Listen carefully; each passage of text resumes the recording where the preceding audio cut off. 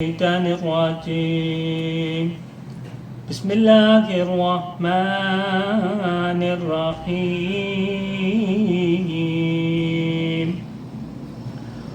سبحان الذي أسرى بعبده ليلا من المسجد الحرام إلى المسجد الأقصى الذي باركنا حوله لنريه من آياتنا إنه هو السميع البصير. وآتينا موسى الكتاب وجعلناه هدى لبني إسرائيل ألا تتخذوا من دوني وكيلا ذرية من حملنا مع نوح إنه كان عبدا شكورا.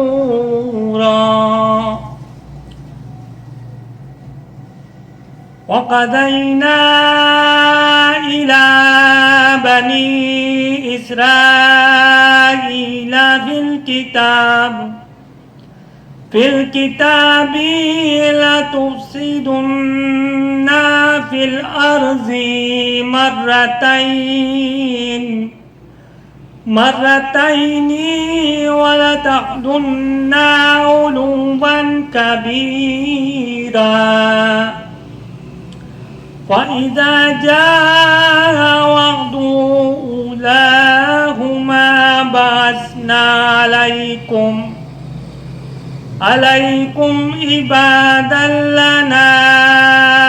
أولي بأس شديد فجاسوا خلال الديار وكان وعدا مفعولا. ثم رددنا لكم الكرة عليهم وأمددناكم بأموال وبنينا وجعلناكم أكثر نفيرا. صدق الله العلي العظيم. اعوذ باللہ من الشیطان الرجیم. بسم اللہ الرحمن الرحیم. الحمد للہ الولی الحمید الحکیم المجید الفعال لما یرید خالق الخلق ومدبر الامر ومنزل القطر رب السماء والارض والدنیا والآخرہ وارث العالمین وخیر الفاتحین ثم الصلاة والسلام علی سید الانبیاء والمرسلین خاتم النبیین سیدنا ونبینا ومولانا ابی القاسم محمد. اللہم صلی علی محمد وآل محمد وآلہ الطیبین الطاہرین المعصومین المظلومین. اما بعد فقد قال سبحانہ وتعالی فی القرآن المبین والفرقان الحکیم. بسم اللہ الرحمن الرحیم. انا اعطیناک الکوثر فصل لربک وانحر ان شانئک هو الابتر. صدق اللہ العلی العظیم. اللہم صلی علی محمد وآل محمد. سورہ کوثر کے حوالے سے ہماری گفتگو کل شروع ہوئی تھی اور سورہ کوثر کی تفسیر ترتیب کو چھوڑ کر کرنے کی وجہ یہ تھی کہ امام حسن علیہ السلام کی ولادت کی شب تھی اور اسی عنوان سے سورہ کوثر کا انتخاب کیا گیا تھا. سورہ کوثر کی تفسیر کے ضمن میں صرف اتنا بیان کیا گیا تھا کہ کوثر سے مراد جناب سیدہ اور ان کی آل مراد ہے. امام حسن اللہ کے رسول کے فرزند ہیں. لیکن اس کی تفسیر کے حوالے سے باقی معروضات جو رہ گئے تھے، اس کا شان نزول اور دیگر چیزیں، اس کو ابھی بیان آپ کے سامنے کیا جا رہا ہے۔ پہلے تو خود کوثر سے مراد کے حوالے سے بہرحال ایک تفسیر میں اگر آپ دیکھیں تو تفاسیر میں بہت زیادہ الگ الگ کوثر کے معنی بیان کیے گئے ہیں۔ روایات میں بھی بہت ساری چیزیں ہیں جس کی طرف اشارہ کیا گیا ہے۔ انشاءاللہ روایات آپ کے سامنے بیان کی جائے گی، لیکن ایک عمومی پہلے کچھ خلاصہ بیان کر دیا جائے۔ جیسے کہ تفسیر میں آیا کہ قد اختلفت اقوالہم فی تفسیر القوثر اختلافا عجیبا، بہت زیادہ اختلاف دیکھا گیا۔ فقیلہ هو الخیر الکثیر، جو سب سے زیادہ لغت کے اعتبار سے بھی قریب معنی ہے اور سب سے زیادہ جامع معنی ہے اور سب سے زیادہ وہ معنی کہ جسے سب نے قبول کیا، وہ ہے خیر کثیر، یعنی بہت زیادہ کسی چیز میں اگر خیر ہو تو اس کے لیے استعمال ہوگا کوثر۔ تو روایت میں ہے کہ کوثر سے مراد خیر کثیر ہے۔ خیر کثیر، اب باقی جو معنی بیان کیے گئے وہ سب اس کے اندر شامل ہو سکتے ہیں، یعنی اگر اس معنی جامع کو لے لیا جائے تو سارے معنی جو بیان کیے گئے ہیں وہ اس میں شامل ہو سکتے ہیں۔ مثلا کہا گیا کہ کوثر سے مراد نہر فی الجنہ، جنت کی ایک نہر ہے، اور بعض نے تو اسے وہ حوض کوثر ہی مراد لیا کہ جس کے بارے میں لاتعداد روایات موجود ہیں کہ حوض النبی فی الجنہ او فی المحشر، یہ محشر کے مقام پر ہوگا یہ حوض، یا جنت میں جو مقام ہوگا وہاں پر یہ حوض ہوگا، وہ کوثر مراد ہے۔ اور بعض نے کہا وکیل اولادہ، اس سے مراد اللہ کے رسول کی اولاد ہے، اور اولاد سے مراد وہی جناب سیدہ اور امام حسن علیہ الصلوۃ والسلام لیں گے کہ یہ بھی خیر کثیر ہے ایک طرح سے، کہ جو اللہ کے رسول کے لیے کثرت سے خیر کا سبب بنا، تو اس عنوان سے یہ بھی اس کا مصداق بن سکتا ہے۔ اور پھر آگے انشاءاللہ بات ہوگی کہ سب سے زیادہ جو معنی مناسب لگ رہے ہیں وہ خیر کثیر کے جناب سیدہ کی ذات ہی زیادہ مناسب لگ رہی ہے۔ بعض نے کہا کہ اس سے مراد ان کے اللہ کے رسول کے اصحاب اور ان کے شیعہ ہیں، جو قیامت تک جتنے بھی اصحاب اور شیعہ ہیں وہ سب خیر کثیر مراد ہیں، وہ سب کوثر ہیں۔ کسی نے کہا علماء امتی، جو ان کی امت کے علماء ہیں وہ کوثر ہیں۔ اور اسی طرح سے بعض نے کہا نبوت، اس سے نبوت مراد ہے، بعض نے کہا کہ اس سے مراد جو ہے وہ علم و حکمت ہے، بعض نے اور دوسرے مقامات بیان کی، دوسری چیزیں بیان کی، بعض نے کہا مقام محمود ہے۔ تو اس طرح سے روایات سے ہٹ کر عمومی مفسرین نے کوثر سے مراد جو مختلف معنی بیان کیے ہیں وہ تقریباً ان کی تعداد 26 کے قریب پہنچتی ہے، یعنی اتنی زیادہ مختصر مختلف تفاسیر کوثر کے الفاظ کے حوالے سے، لفظ کے حوالے سے بیان کی گئی۔ اب مفسر کہتے ہیں کیف ما کان فقولہ فی آخر السورہ، آپ چاہے کوثر سے مراد جو بھی لیں، لیکن جو آخر سورہ میں انا شانئک هو الابتر آ رہا ہے، والظاہر الابتر هو المنقطع نسلہ، اور ابتر کا مطلب جو ظاہر میں مراد ہے وہ یہ ہے کہ آپ کی نسل منقطع ہے، تو ابتر سے مراد نسل منقطع ہونا۔ تو یہ جو آخری جملہ آ رہا ہے انا شانئک هو الابتر، یہ خود یہ بتا رہا ہے کہ یہاں پر کوثر سے مراد کثرت ذریت رسول ہے، وہ یہاں پر کوثر سے مراد جناب سیدہ کی ذات ہے، اس لیے کہ یہ جو کہا جا رہا ہے، جو اس کا شان نزول بھی ہے، جس کی طرف انشاءاللہ روایت جو آگے بیان کریں گے آپ کو بیان کیا جائے گا کہ یہ کس موقع پر یہ سورہ نازل ہوئی، اس سے واضح ہو جاتا ہے کہ حقیقت میں اللہ کے رسول پر کو یہ کہا جا رہا تھا کہ آپ کے یہاں کیونکہ اولاد تھی، بیٹا تھا، لیکن بیٹے کا انتقال ہو گیا، اب آپ کا کوئی نام لینے والا نہیں ہوگا، آپ کی اولاد نہیں ہوگی، اس وجہ سے ان کو ابتر کہا گیا۔ تو اب کوثر کہہ کر یہ بتایا جا رہا ہے کہ نہیں، اللہ کے رسول کے ہاں تو اولاد ہوگی، ان کا تو نام لینے والے ہوں گے، ان کی تو جو ہے وہ اولاد باقی رہے گی، لیکن ان کے جو دشمن کی اولاد ہے وہ باقی رہنے والی نہیں ہے۔ تو یہاں سے یہ واضح ہوتا ہے کہ کوثر سے مراد جو اس کا سب سے سیاق و سباق کے اعتبار سے سب سے بہترین معنی جو سمجھ میں آتا ہے وہ جناب سیدہ اور ان کی اولاد ہیں کہ جو کوثر کے معنی کے اعتبار سے سب سے زیادہ مناسب اور سب سے زیادہ لائق ہیں۔ ہاں اگر یوں لے لیا جائے کہ کوثر سے مراد خیر کثیر یعنی مکمل خیر، اور اس مکمل خیر کے اندر سارے چیزیں آ جائیں گی جو دوسری چیزیں بھی بیان کی گئی کہ نہر ہے، یا جیسے کہ روایات میں بھی آیا ہے، انشاءاللہ آپ کے سامنے اس کو بیان کرتے ہیں۔ اور پھر فرمایا فصل لربک وانحر، اے حبیب آپ کیا کریں، آپ نماز پڑھیں اپنے رب کے لیے اور قربانی دیں، ان شانیک هو الابتر، آپ کا دشمن ہی ابتر ہوگا، آپ کا دشمن ہی بے نام و نشان ہوگا۔ اب جو روایات سورہ کوثر کے حوالے سے آئی ہیں ان میں سے چند روایات کو آپ کے سامنے پیش کیا جا رہا ہے۔ جیسے کہ در منصور میں ذکر کیا گیا، سعید بن جبیر سے انہوں نے ابن عباس سے نقل کیا، القوثر الخیر، کوثر سے مراد خیر ہے، الذی آتاہ ایاہ، کہ جسے اللہ تعالیٰ نے اللہ کے رسول کو عطا کیا۔ اور پھر کہتے ہیں کہ اسی تفسیر میں آگے بیان کرتے ہیں کہ ابو بشر کہتا ہے کہ میں نے سعید بن جبیر سے کہا کہ لوگ یہ سمجھتے ہیں فَإِنَّ نَاسًا يَزْعَمُونَ أَنَّهُ نَهْرٌ فِي الْجَنَّةِ، کوثر سے مراد وہ نہر ہے جو جنت میں ہیں، لوگ یہ سمجھتے ہیں۔ تو سعید بن جبیر نے کہا النہر الذی فی الجنہ من الخیر، کہ جو نہر ہے جو جنت میں ہے وہ بھی اس خیر میں شامل ہے، الذی آتاہ اللہ ایاہ، کہ جو اللہ کے رسول کو خیر عطا کی گئی، خیر کثیر عطا کی گئی، اس میں وہ جنت کی نہر بھی شامل ہے۔ تو یہاں سے یہ معنی جامع سمجھ میں آتا ہے کہ ہم کوثر سے مراد خیر کثیر لے لیں، اور خیر کثیر کے اندر ہر وہ چیزیں آ جائیں گی جو اللہ کے رسول کو عطا کی گئی بطور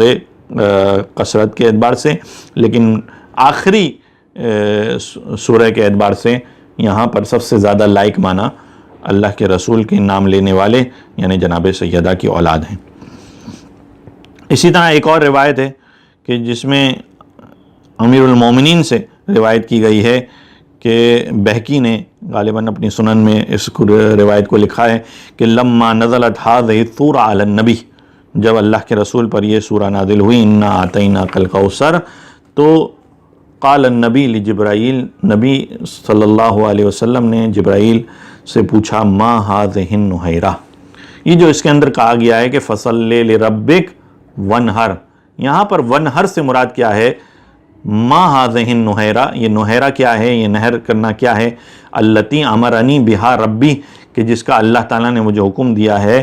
یہ قربانی کرنا، اس سے مراد کیا ہے؟ نبی نے جبرائیل سے جب پوچھا، قال جبرائیل نے کہا انہا لیست بنہیرہ، یہ اس سے مراد قربانی نہیں ہے، ولیکن یامرک،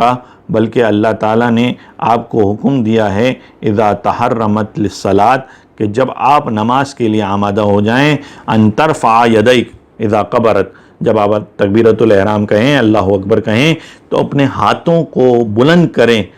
ان ترفع بلند کریں، یدیک اپنے دونوں ہاتھوں کو، یعنی اللہ اکبر کہتے وقت اپنے ہاتھوں کو بلند کرنا یہ مراد ہے۔ وَإِذَا رَكَعَتْ، اور اسی طرح جب آپ رکوع کے لیے جائیں، وَإِذَا رَفَعَتْ رَأْسَكَ مِنَ الرُّكُوعِ، یا جب رکوع سے اٹھیں، تو جب بھی آپ اللہ اکبر کہیں، آپ نے اللہ اکبر کہتے ہوئے اپنے ہاتھوں کو بلند کرنا ہے، یہ وانحر سے مراد ہے۔ اور پھر جبرائیل مزید کہتے ہیں فَإِنَّهَا صَلَاتُنَا، یہ ہماری صلاۃ و صلاۃ الملائکہ، ہم جس طریقے سے نماز پڑھتے ہیں اس میں بھی اسی طریقے سے کرتے ہیں کہ جب اللہ اکبر کہتے ہیں تو اپنے ہاتھوں کو بلند کرتے ہیں۔ الذین وصلاۃ الملائکۃ الذین فی السماوات السبع، جو 7 آسمانوں میں ملائکہ ہیں ان سب کی نماز بھی اسی طریقے سے ہے۔ وَأَنَّ لِكُلِّ شَيْءٍ زِینَةً، اور جبرائیل کہتے ہیں کہ ہر چیز کے لیے ایک زینت ہوا کرتی ہے۔ وَزِینَةُ الصَّلَاةِ رَفْعُ الْیَدَیْنِ عِنْدَ کُلِّ تکبیر،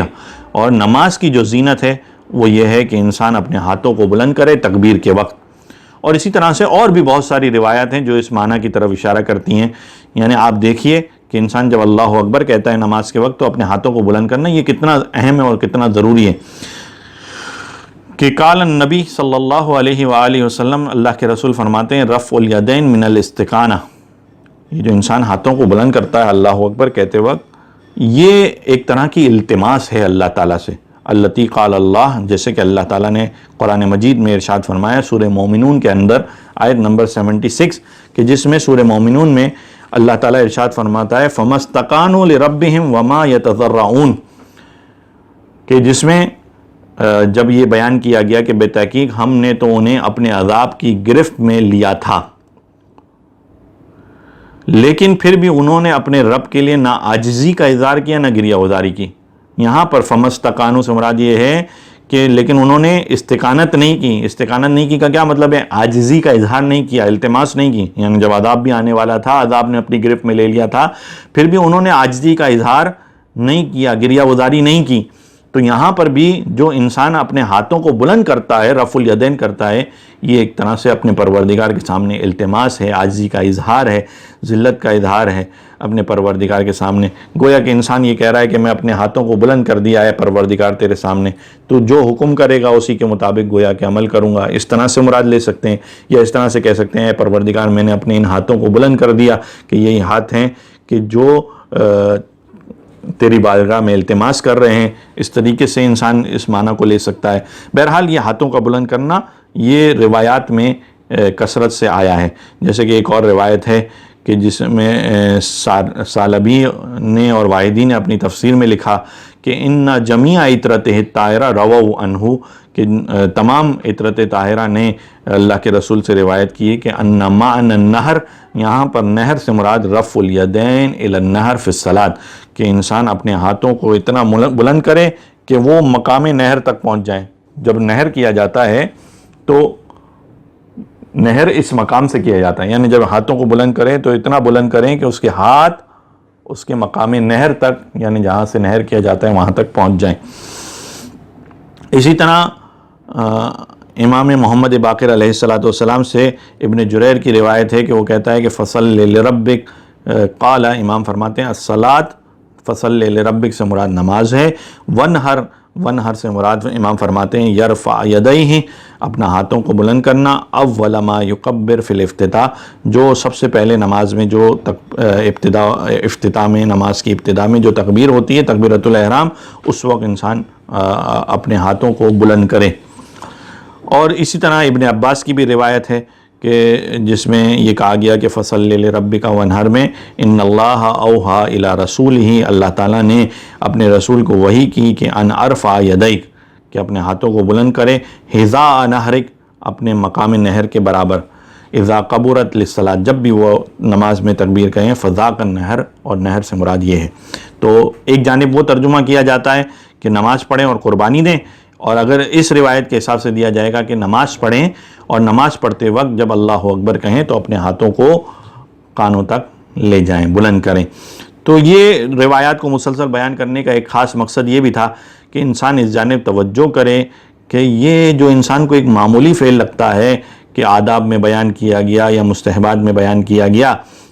کہ انسان جب جو ہے وہ تکبیر کہے نماز کے اندر تو اپنے ہاتھوں کو بلند کرے، یہ جو تکبیر کہتے وقت ہاتھوں کو بلند کرنا ایک معمولی سا فعل ہے، لیکن نہیں، ان احادیث سے اندازہ ہوتا ہے کہ یہ کتنا اہم فریضہ ہے، کتنا اہم جو ہے وہ اہم کام ہے جسے انسان کو انجام دینا چاہیے۔ اگرچہ کہ ہم یہاں پر جو گفتگو کر رہے ہیں وہ فقہ سے ہٹ کے بات کر رہے ہیں، عمومی بات کر رہے ہیں کہ بہرحال ایک ایسا عمل ہے کہ جو تاکیدی عمل ہے جس کی خاص تاکید کی گئی ہے۔ اسی طرح اور بہت ساری روایات ہیں جو اسی معنی کی طرف اشارہ کرتی ہیں کہ ونہر سے مراد ہاتھوں کا نماز میں اللہ اکبر کہتے وقت بلند کرنا ہے۔ پھر اب بات کر رہے ہیں ان شانیہ کا حول ابتر کے حوالے سے۔ در منصور میں اور اسی طرح دیگر کتابوں میں اس بات کی طرف اشارہ کیا گیا، ابن عباس سے روایت ہے کہ کانا اکبر ولد الرسول اللہ صلی اللہ علیہ وآلہ وسلم القاسم، جو سب سے اکبر ولد القاسم، سب سے بڑا بیٹا رسول خدا کا جو تھا وہ تھا قاسم۔ پھر ظاہر در منصور کی روایت ہے، اس میں یہ بیان کیا گیا کہ سب سے بڑے بیٹے قاسم تھے، ثم زینب، پھر زینب تھیں، کیونکہ عامہ کا یہ عقیدہ ہے، اہل سنت کا یہ عقیدہ ہے کہ اللہ کے رسول کی 3 بیٹیاں اور تھیں جو بڑی بیٹیاں تھیں، اگرچہ کہ اس میں کوئی شک نہیں ہے کہ تقریباً تمام شیعہ علماء اور مفسرین اس بات کو بیان کرتے ہیں کہ زیادہ تر احتمال یہی دیا جاتا ہے کہ یہ تینوں بیٹیاں وہ بیٹیاں تھیں کہ جو جناب ختیجہ کی بہن کی بیٹیاں تھیں اور لے پالک تھیں، اللہ کے رسول نے انہیں پالا تھا، نہ کہ یہ کہ حقیقی بیٹیاں۔ بہرحال یہاں پر بیان کیا گیا کہ کان اکبر ولد رسول اللہ القاسم، سب سے بڑے بیٹے جو اللہ کے رسول کے تھے وہ قاسم تھے، اس کے بعد زینب تھیں، پھر عبداللہ تھے، پھر ام کلثوم تھی، پھر فاطمہ تھی، پھر رقیہ تھی۔ تو فمات القاسم، قاسم جو ہے ان کا انتقال ہو گیا، وہ اول میت من ولدہ بمکہ، کہ مکہ کے اندر جو سب سے پہلے جس بیٹے کا انتقال ہوا وہ قاسم تھے۔ ثم مات عبداللہ، اس کے بعد عبداللہ کا بھی انتقال ہو گیا۔ جب دونوں بیٹوں کا انتقال ہو گیا تو فقال العاص بن وائل السہمی، تو وہ عاص بن وائل السہمی جو کہ اللہ کے رسول کے دشمنوں میں سے شمار ہوتا ہے، قد انقطع نسلہ، جس کی نسل منقطع ہے اور وہ ابتر ہے، وہ اس نے یہ کہا کہ اللہ کے رسول نعوذ باللہ ابتر ہیں، تو اللہ تعالیٰ نے اس آیت کو نازل کیا کہ ان شانیہ کا هو الابتر، کہ تیرا دشمن ہی ہے ابیب، تیرا دشمن ہی ابتر رہے گا، بے نام و نشان رہے گا، اس کی نسل منقطع رہے گی۔ اور اسی طرح ایک اور روایت ہے کہ جس میں بیان کیا گیا کہ توفى القاسم ابن رسول اللہ بمکہ، مکہ میں جب جناب قاسم کا انتقال ہو گیا، فمر رسول اللہ وهو آتم من جنازته، کہ جب اللہ کے رسول دفنا کر واپس آ رہے تھے تو عاص بن وائل اور اس کے بیٹے عمر نے یہ کہا کہ فقال حین رعا رسول اللہ، جب اللہ کے رسول کو دیکھا تو عاص بن وائل نے یہ کہا کہ انی لا اشنوہ، میں ابھی اپنے بغض کا ان سے اظہار کروں گا۔ اور پھر یہ کہہ کر عاصی اللہ کے رسول کی طرف متوجہ ہوا اور کہنے لگا کہ لا جرم لقد اصبح ابتر، کہ کتنا اچھا ہوا کہ آپ اے رسول آپ جو ہے وہ ابتر ہو گئے، نعوذ باللہ۔ اس طریقے سے اس نے جب یہ کہا فانزل اللہ، تو اللہ تعالیٰ نے نازل کیا ان شانیہ کا هو الابتر، کہ آپ کا دشمن ہی ابتر ہوگا۔ یہاں پر دشمن سے مراد عاص بن وائل ہے۔ اور ایک اور روایت بھی ہے کہ کانت قریش تقول اذا مات الذکور الرجل، کہ جب کسی کا کوئی بیٹا انتقال کر جاتا تھا تو کہا کرتے تھے بطر فلانن، وہ جو شخص ہے اس کا بیٹا مر گیا، وہ بطر ہو گیا، وہ دمبریدہ ہو گیا، اس کا سلسلہ نسل قطع ہو گیا۔ تو فلما مات ولد النبی، جب اللہ کے رسول کے بیٹے کا انتقال ہوا تو عاص بن وائل نے کہا بطر والابتر الفرد، کہ اللہ کے رسول کے بارے میں کہا کہ بطر بھی کہا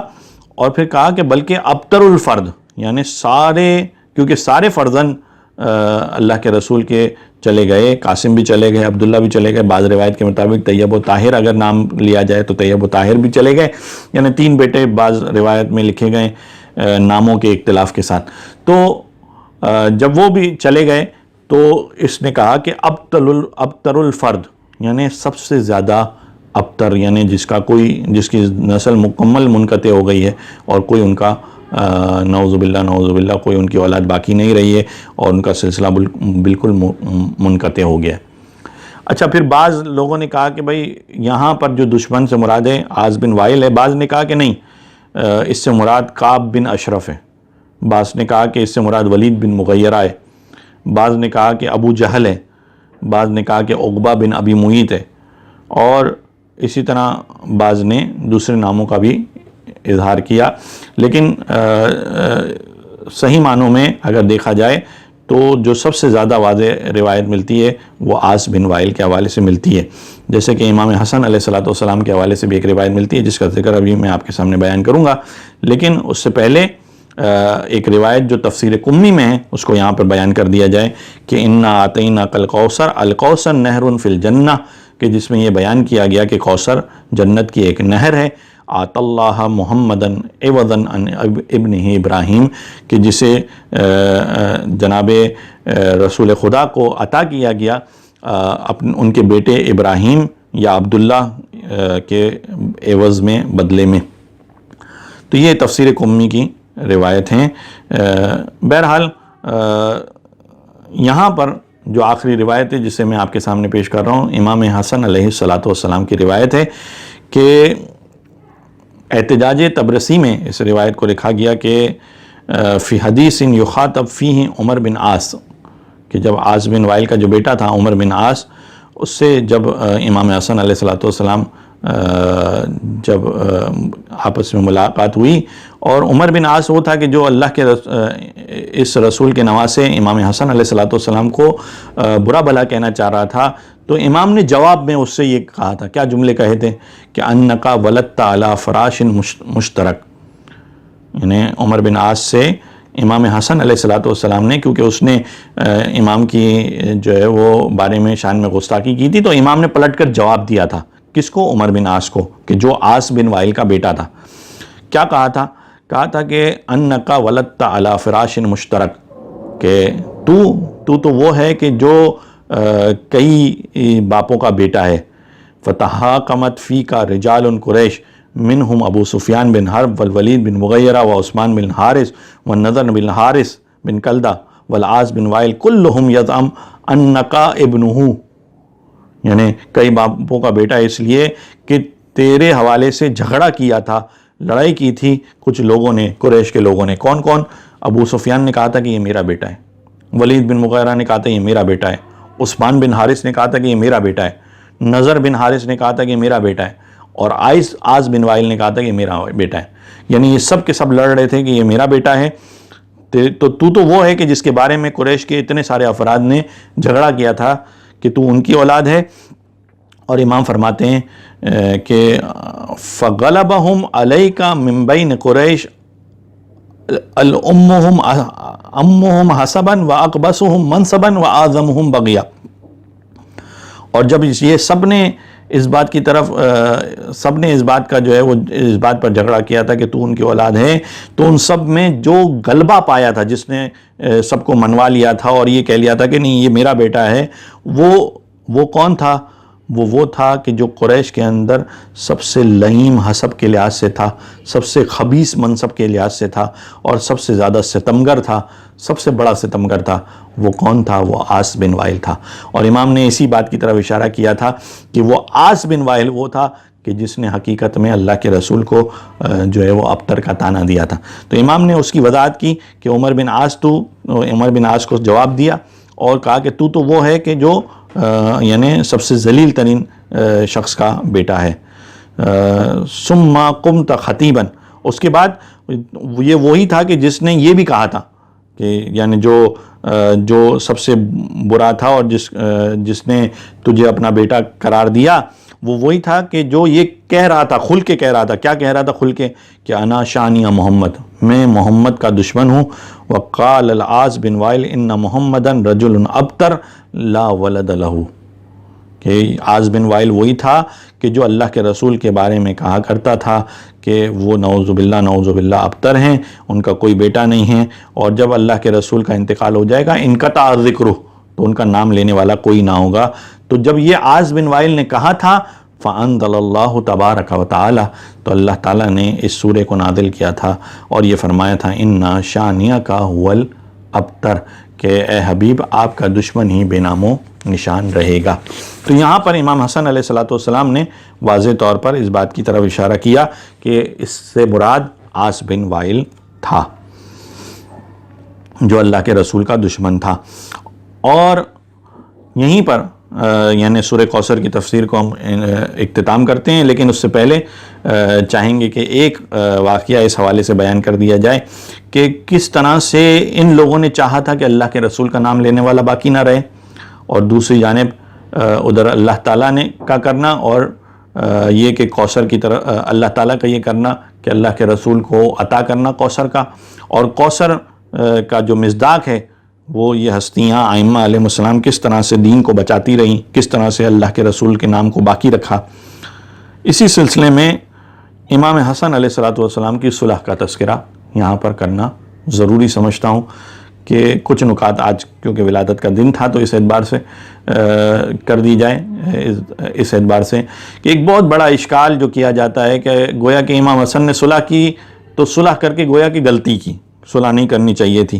لیکن حقیقت میں اگر دیکھا جائے تو امام حسن کی صلح کا نتیجہ ہی وہ تھا کہ جس کی وجہ سے یہ دین اور نام محمد باقی رہا۔ اب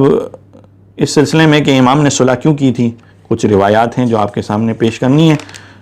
ایک درود پڑھ دیجئے محمد و آل محمد پر، اللہم صلی علی محمد و آل محمد۔ صلح کے حوالے سے اس لیے بھی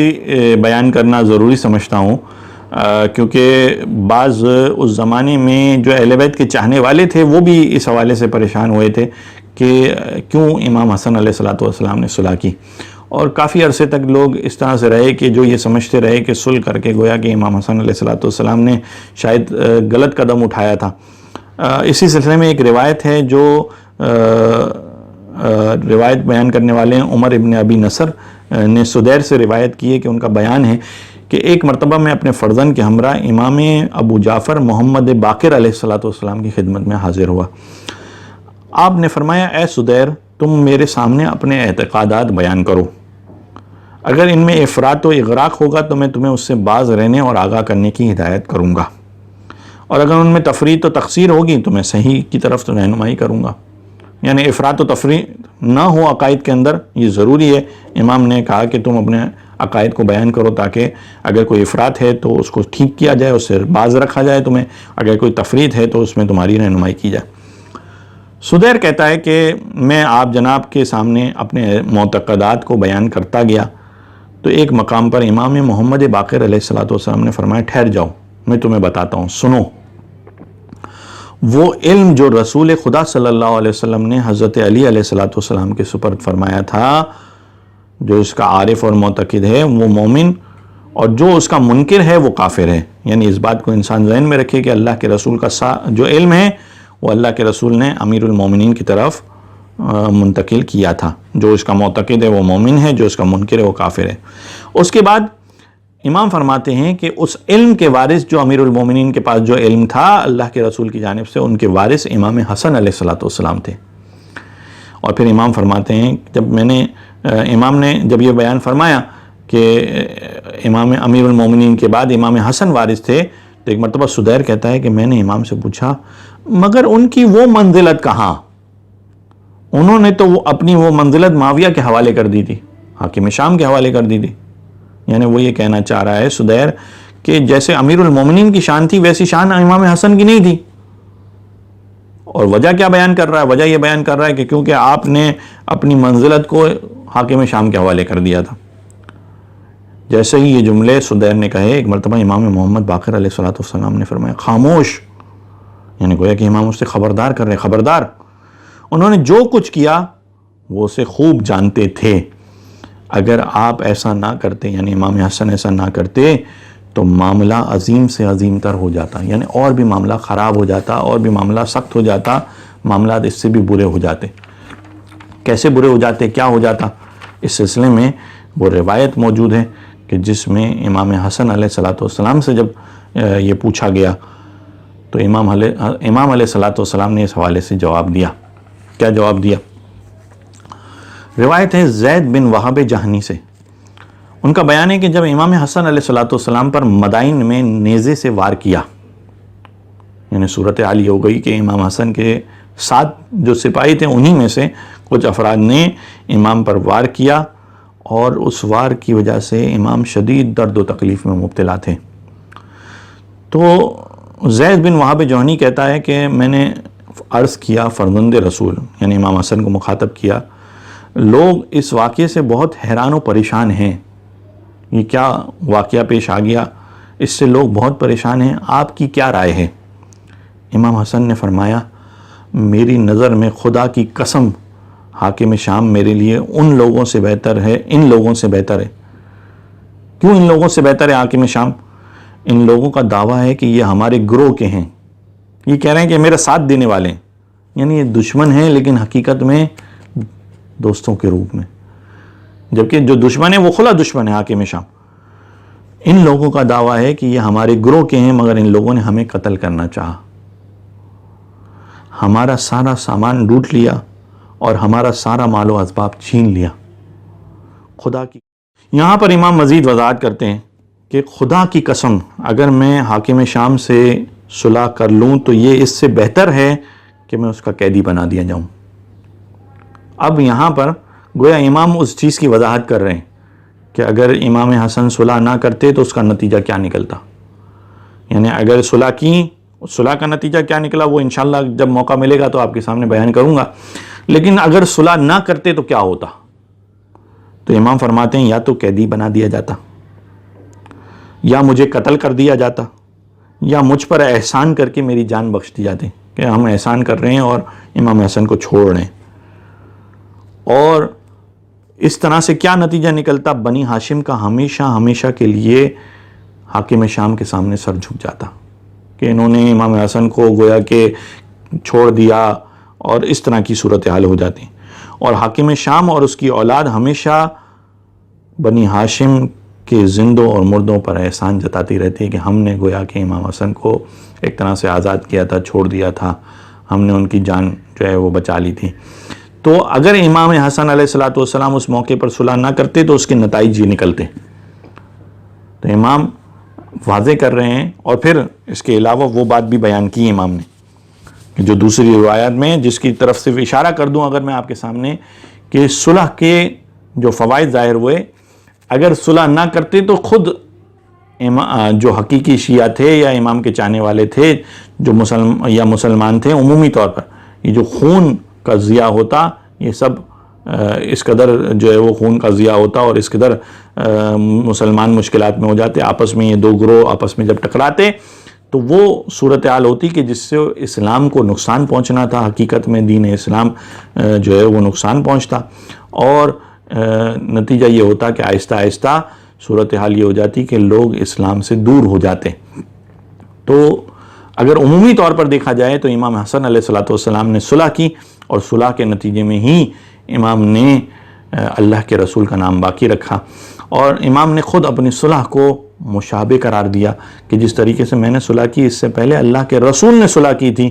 جو صلح حدیبیہ کا موقع تھا، اور اللہ کے رسول نے بھی صلح کی تھی، اسی طریقے سے میں نے بھی صلح کی ہے۔ اور پھر سب سے بڑھ کر اللہ کے رسول کی وہ حدیث بھی موجود ہے کہ حسن والحسین امامان، کہ حسن اور حسین دونوں امام ہیں، قاما او قعدا، چاہے وہ جنگ کریں چاہے وہ صلح کریں۔ تو یہیں سے یہ ساری باتیں واضح ہوتی ہیں۔ جو شخص بھی امام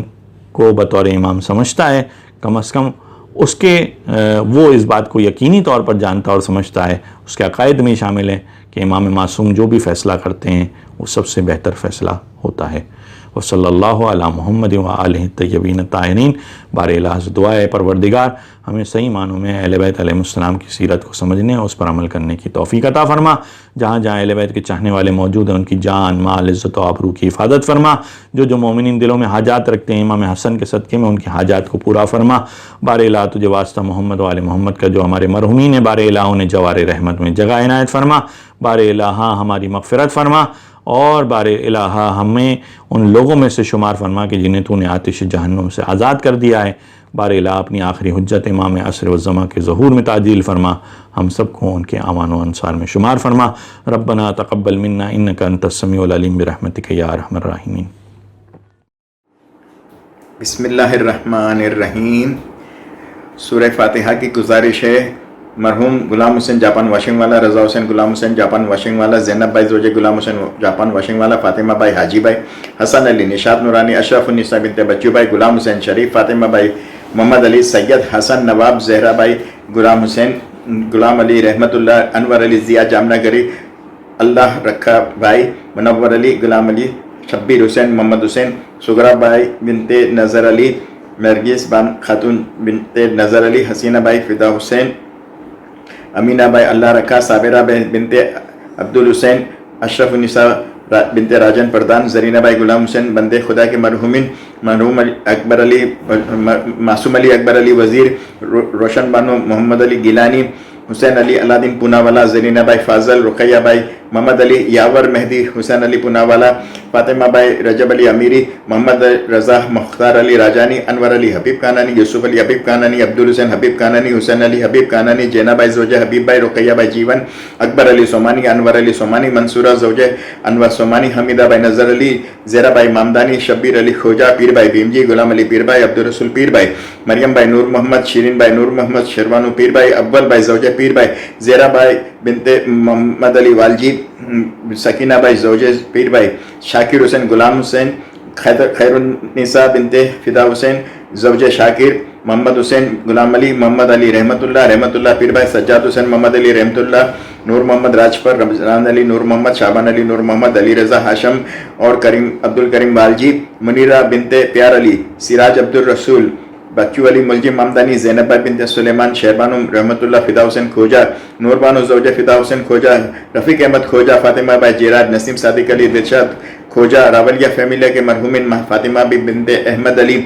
فدا حسین نور محمد حیمانی محمد فاطمہ بائی بنت غلام حسین کریم بائی فاضل فاطمہ بائی علی بھائی علی حسین کرمانی حسن علی مہر علی غلام علی حسن علی ریاض حسین حسن علی حیمانی گل بانو اور حیمانی فیملی حاجی وزیر علی ابراہیم میوا والا اور رشتہ دار مرحومین نرگس بانو بنت یوسف علی غلام حسین مربی والا اور رشتہ دار مرحومین محمد رضا مربی والا اور شہدائے ملت نور محمد دالا افریقہ والا کلثوم بائی بنت جعفر رضوان علی امیر علی حبیب قاسم منوری حیدر علی حبیب قاسم منوری محمد حسین بہادر علی بھجانی زہرا خاتون کرم علی نایانی یوسف علی مرچن سریہ سلطانہ مرچن علی رضا محسن علی بھجانی قمر النساء محمد حسین شعبان علی دامجی شیربانو محمد علی لونگیا والا فضل بھائی مولدینہ شیربانو علی محمد سکینہ بھائی دامجی اور شیرین شمیم فاضل امیر علی علی بھائی محبوب علی امیر علی طاہرہ بنت اکبر علی علی حسین اکبر علی نور محمد کرم علی سکینہ بھائی حسن علی زبار حسین محمد حسین برکت علی نور محمد نثار علی نور محمد گلشن بانو اکبر علی انصار حسین روشن علی دلاور حسین روشن علی گلبانو بنت نور محمد کنیز بنت رمضان علی محمد حسین رمضان علی فقیر محمد سغرا بھائی بنت موسیٰ اکبر علی فقیر محمد امینہ بھائی اکبر علی زرینہ بھائی اکبر علی کلثوم بھائی اکبر علی رجب علی نظر علی حسین علی بندے علی فاطمہ زہرا بنت سمیہ فدا حسین قاسم علی سغرا بھائی خان محمد علی اکبر فدا حسین راجانی علی حسین فدا حسین راجانی قاسم علی قمر الدین وکیل سکینہ بھائی جعفر علی وکیل شمیم بنت اللہ رکھا رجب علی سومجی اور رشتہ دار مرحومین حیدر علی محسن معصومہ اللہ رکھا احمد علی حاجی جیراج شیرین بانو بنت سلیمان راجپر رجب علی احمد علی اشرف النساء بنت راجن پردان غلام علی نور محمد رضا حسین محمد علی ڈایا اکبر علی حاجی وانجی اور ان کی زوجہ شمیم جعفر صادق وسرام اور ان کے رشتہ دار مرحومین قاسم علی کرمانی اور ان کی زوجہ محمد حسین بالو بھائی اور ان کی زوجہ سلمہ محمد حسین بالو بھائی تمام علماء عزام مرحومین تمام مراجعین کرام مرحومین اس امام بارگاہ کے تمام مرحومین ہم آپ سب کے مرحومین مولانا صاحب کے مرحومین اور جن کا کوئی فاتحہ پڑھنے والا نہیں رہا ان سب کے لیے ایک سورہ فاتحہ بسم اللہ الرحمن الرحیم الحمدللہ رب العالمین الرحمن الرحیم مالک یوم الدین ایاک نعبد و ایاک نستعین اهدنا الصراط المستقیم صراط الذین انعمت علیہم غیر المغضوب علیہم ولا الضالین بسم اللہ الرحمن الرحیم قل هو اللہ احد اللہ الصمد لم یلد ولم یولد ولم یکن له کفوا احد بسم اللہ الرحمن الرحیم قل هو اللہ احد اللہ الصمد لم یلد ولم یولد ولم یکن له کفوا احد بسم اللہ الرحمن الرحیم قل هو اللہ احد اللہ الصمد لم یلد ولم یولد ولم یکن له کفوا احد ان اللہ وملائکتہ یصلون علی النبی یا ایھا الذین آمنوا صلوا علیہ وسلموا تسلیما اللهم صل علی محمد وعلی محمد